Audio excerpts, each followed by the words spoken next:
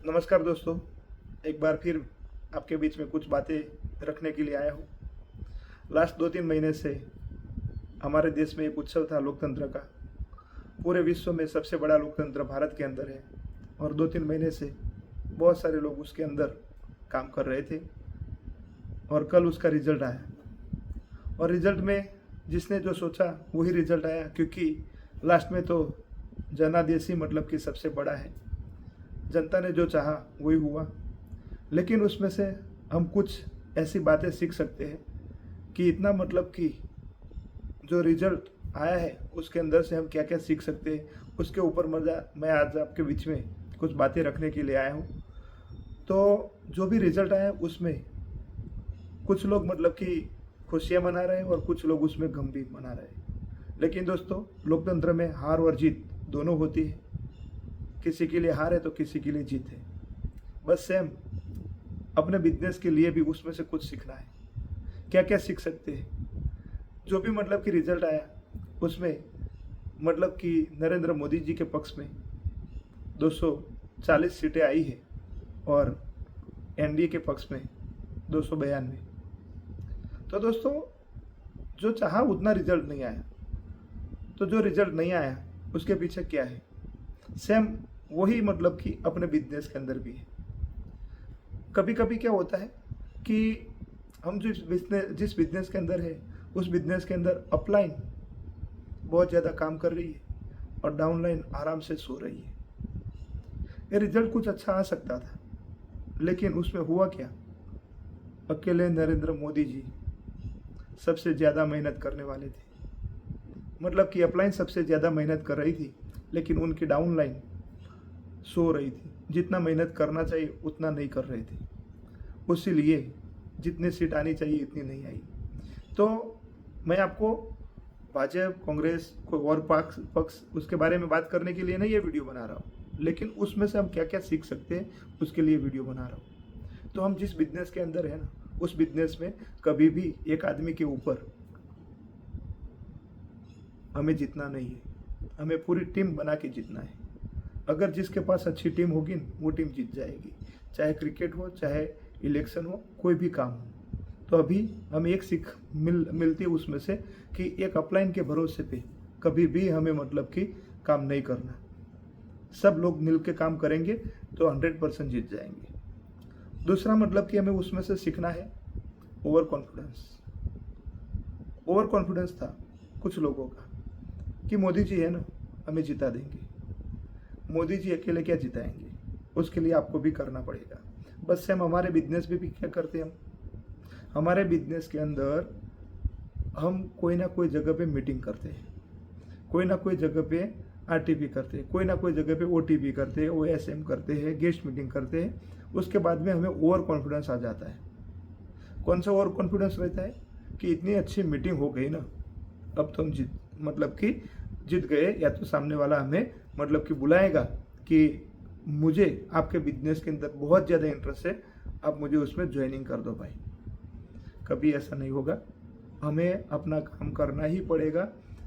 अपने घर आके उसको 2-3 दिन के अंदर वापस उसको फॉलोअप लेना ही पड़ेगा।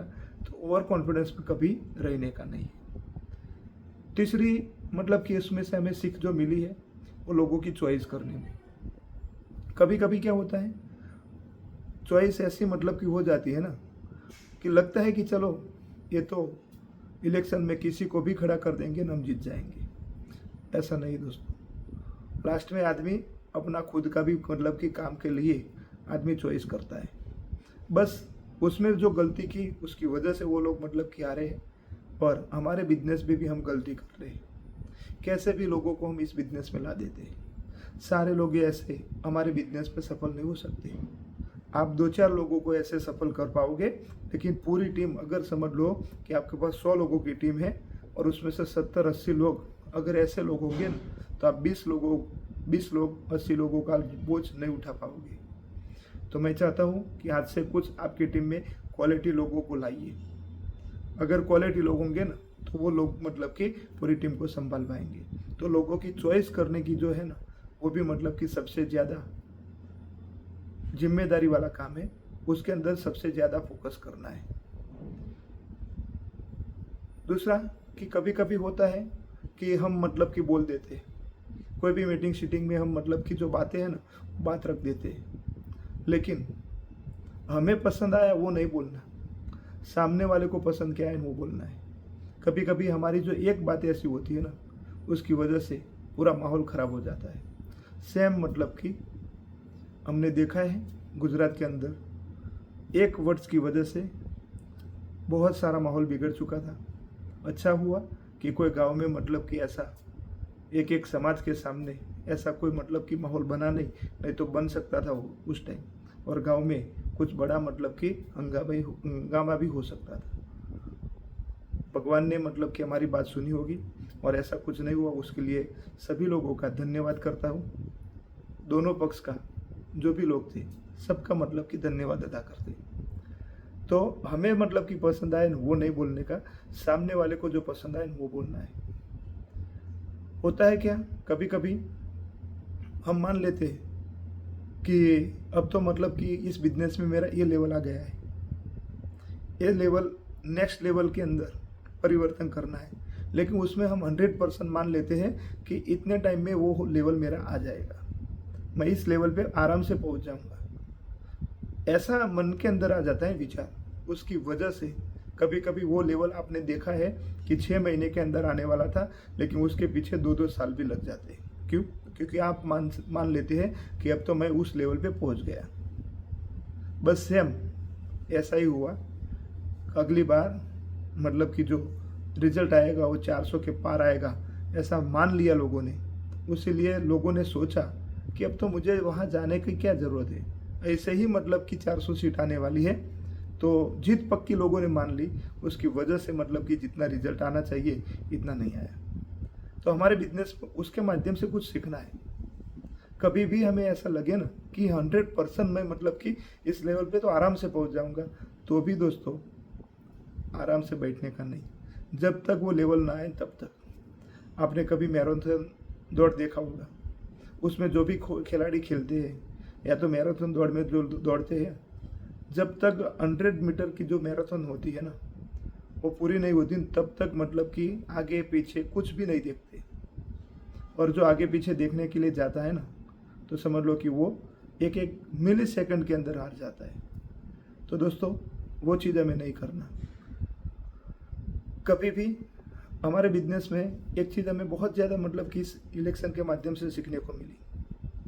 कभी भी हमारे बिजनेस में कोई आदमी हमारे बिजनेस में आए कोई ना आए तो भी हमें मतलब कि उसका कभी भी ईगो हर्ट नहीं करने का। अगर ईगो हर्ट कर दिया ना तो समझ लो कि ज़रूरत जब आपकी होगी ना, उसकी जब आपको ज़रूरत होगी ना तो वही ईगो आपको मतलब कि परेशान करेगा।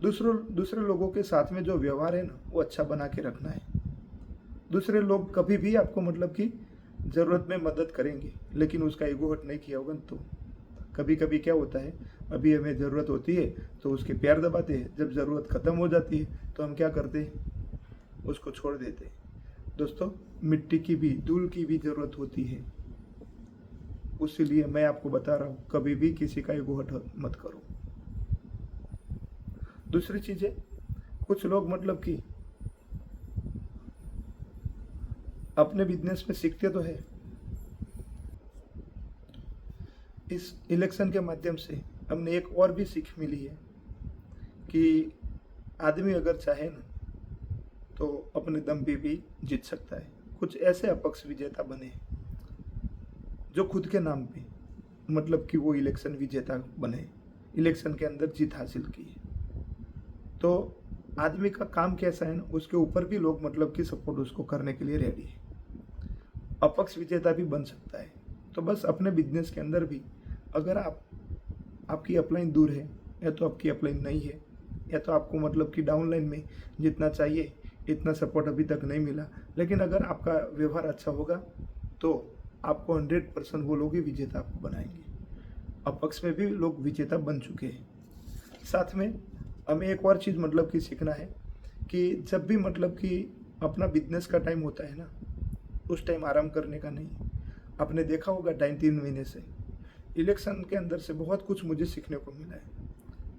इलेक्शन के टाइम में बहुत ज़्यादा गर्मी थी, गर्मी मतलब कि इस बार तो सबसे ज़्यादा, और आज पर्यावरण डे है, लेकिन कुछ लोगों ने उसके ऊपर काम किया होगा, कुछ लोगों ने नहीं किया होगा। तो जब भी इलेक्शन का टाइम था, सारी पार्टी के उम्मीदवार या तो उसकी जो भी मतलब की लीडरशिप थी, सब लोग रात दिन मेहनत करते थे। एक मीटिंग खत्म हो जाए दूसरी मीटिंग करते, दूसरी मीटिंग खत्म हो तीसरी करते थे, लोगों के सामने प्रचार भी करते थे और घर आके भी कुछ नया मतलब कि काम होता था वो भी करते थे। कुछ काम करने के लिए टीम भी थी उसके पास। लेकिन अपने बिजनेस के अंदर हम क्या करते हैं, अभी गर्मी का टाइम है, अभी ये महीना मतलब कि कम काम करेंगे चलेगा। दोस्तों चलो ये गर्मी का टाइम है, कम करोगे चलेगा, लेकिन जब गर्मी का टाइम ख़त्म होगा फिर बाद में क्या आएगा, बारिश का टाइम। फिर बाद में आप बोलोगे कि बारिश में तो कहाँ जाएंगे हम। चलो बारिश के टाइम में भी आपने आराम कर लिया, फिर बाद में आएगी दीपावली। तो दीपावली में तो आप ऐसा ही सोचोगे कि सब लोग छुट्टियां मना रहे तो हम भी छुट्टियां मनाएंगे, सब लोग मतलब कि कुछ ना कुछ फेस्टिवल के अंदर एंजॉय कर रहे तो हम भी एंजॉय करें। अभी इस महीना काम नहीं करना, उसके बाद में सर्दी का टाइम आएगा, उसके बाद में होली का टाइम आएगा। मतलब कि ऐसा पूरे भारत के अंदर देखेंगे ना तो कोई टाइम ही नहीं बचेगा कि आप मतलब कि बिजनेस कर पाओगे। लेकिन जब आपके पास जो टाइम होता है उस हिसाब से काम करना ही पड़ता है। जब इलेक्शन का टाइम था तो बहुत सारी पार्टी के लीडर रात दिन मेहनत करते थे और जिसने ज़्यादा मेहनत की उसका नतीजा आपके सामने है। इलेक्शन के माध्यम से हमें और भी कुछ सीखने को मिला है कि जब भी आप असफल हो जाओ ना तो कभी भी मायूस नहीं होने का, लेकिन आपने मतलब कि कहाँ कहाँ गलती की है वो देखने का है।